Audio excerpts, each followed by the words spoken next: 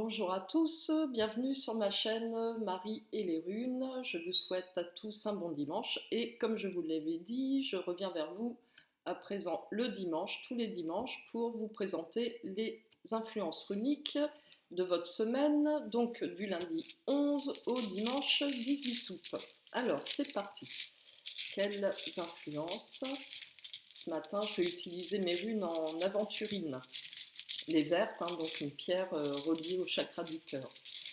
Les influences runiques pour la semaine prochaine. Alors, tout d'abord, nous avons Ansous. Ansous, une belle rune qui nous parle de libérer les émotions. Ça part bien. Ah, tiens, la rune vierge. Alors, moi, je vais procéder selon ma méthode, ma méthode personnelle. Donc, en général, quand je tire la rune vierge, j'en tire une autre à côté. Et j'ai bien fait. Nous avons Hélas qui représente la connexion. C'est une pierre de une rune de protection, pardon. C'est une rune de protection, Hélas. Ensuite, nous avons Gérard. Gérard, il y a plusieurs significations à Gérard. Il vient nous parler du temps, de la patience. Et enfin, Évase. Évase, on est plus dans le mouvement. Bon alors, on va essayer de déchiffrer tout ça. Tout d'abord, nous avons Ansous. Donc Ansous, moi dans ma lecture des runes, je l'assimile souvent à la rune de l'artiste. Ce qui s'est vérifié dans les retours que j'ai pu avoir. Donc c'est la rune qui représente l'artiste, c'est-à-dire l'art pour utiliser un autre moyen d'expression quand on ne peut pas verbaliser les choses, quand les mots sont trop difficiles, quand les choses sont trop difficiles à exprimer à quelqu'un, ou qu'on a vraiment un trop plein d'émotions, qu'on a vraiment du mal c'est trop dense pour sortir, ça nous arrive quand on vit des choses très très fortes. Donc en dessous, c'est l'invitation à trouver un autre mode d'expression quand même pour libérer. Mais l'idée globale, surtout ici sur un tirage global comme ça, sur des influences sur une semaine, on peut vraiment parler de, de libération émotionnelle. Donc nous sommes dans une semaine où les émotions demandent à être soit verbalisées, si on peut, soit écrites. J'en parle souvent dans mes tirages, écrire une lettre quand on ne peut plus s'adresser à une personne, soit parce qu'elle est décédée, soit parce que les choses sont trop difficiles à verbaliser. On peut, certains d'entre vous connaissent certainement cette méthode, euh, écrire une lettre et excusez-moi, j'ai des petits problèmes de lumière, c'est trop lumineux, voilà, je pense que vous verrez un petit peu mieux. Euh, euh, c'est vraiment le moyen d'exprimer quand on ne peut pas verbaliser, l'écriture. Vous pouvez rédiger une lettre à ces personnes à qui vous n'avez pas tout dit et bon voilà, certaines choses sont restées en suspens. Et ce que je conseille de faire, c'est de brûler cette lettre parce qu'elle n'a pas vocation à être lue par l'autre personne. De toute façon, voilà, si vous écrivez à une personne décédée, voilà, de fait, elle ne sera pas lue.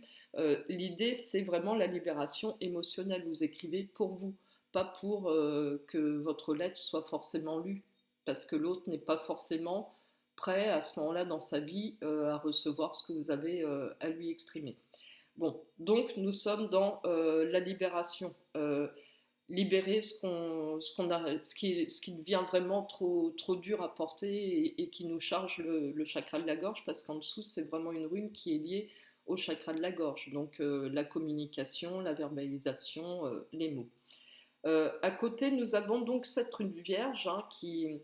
Alors, à la base, la rune vierge, moi j'avoue, j'ai toujours un petit peu de mal à la déchiffrer. Alors, si je regarde la personnalité de quelqu'un, je peux me dire, tiens, c'est quelqu'un de mystérieux, qui dit pas tout, qui aime bien avoir ses secrets.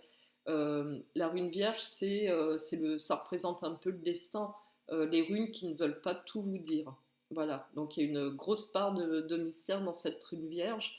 J'en ai quand même sorti une autre qui nous parle finalement aussi de destin. Donc là, on a quand même une grosse notion de destin Euh, donc dans la semaine, bah, il va peut-être y avoir des événements qui vous sont destinés, des rencontres, des situations, quelque chose qui est vraiment de l'ordre du destin pour la semaine à venir. Donc, euh, ici, on a deux choses un petit peu paradoxales.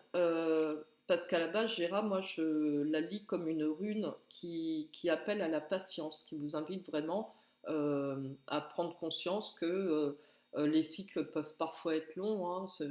Si on prend l'exemple d'une fleur, en plus, Gérard, c'est quand même une rune que je relie beaucoup à la nature, aux éléments. Une fleur, elle met 1 an à sortir de terre. Donc c'est vraiment les cycles, les saisons, quelque chose qui nous semble souvent très très lent parce que nous on est quand même impatients hein, que ça avance. Avec Gérard, c'est quand même un appel voilà, à accepter que parfois il faille un peu de temps pour que les choses avancent. Mais en miroir, on a Évase, donc c'est une rune de mouvement. Évase, c'est l'avancée, c'est la chevauchée, c'est quelque chose d'assez rapide qui marque une belle évolution. Hein. C'est une rune très très positive. D'ailleurs, on n'a que des runes, on n'a pas d'événements violents, on n'a pas de tempête de grêle, on n'a pas tout ça cette semaine. C'est plutôt calme.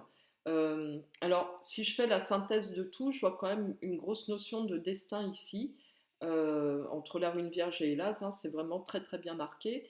Euh, on a attendu longtemps, on a semé jour après jour nos petites graines, on s'est montré patient, parce que Gérard, c'est la symbolique de base, c'est quand même la récolte.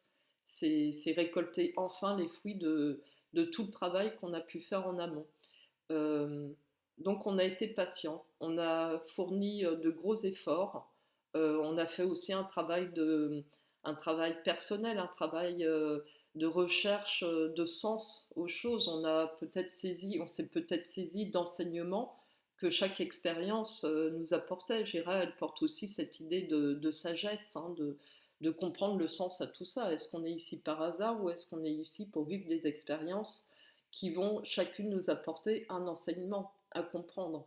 Et c'est vrai que la vie est plus riche, plus intéressante et peut-être plus douce aussi quand on arrive à avoir ce recul, à comprendre le sens de chaque situation. Donc nous avons compris ce sens, nous avons travaillé, nous avons fourni des efforts, l'évolution arrive, elle se profile. C'est pas dit qu'elle arrive cette semaine parce qu'elle est vraiment en fin de tirage. Elle peut se profiler fin de semaine prochaine, hein, week-end prochain, où on comprendra en fait qu'on a vraiment bien fait de fournir tous ces efforts.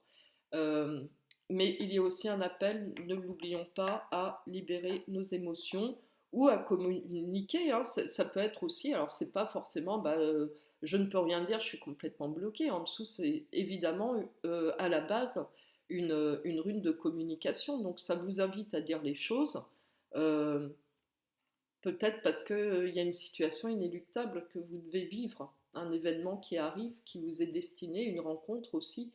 Euh, voilà. Euh, c'est un beau tirage, ça laisse présager une évolution, donc on verra s'il y a un lien à faire avec la semaine suivante pour les prochaines influences uniques.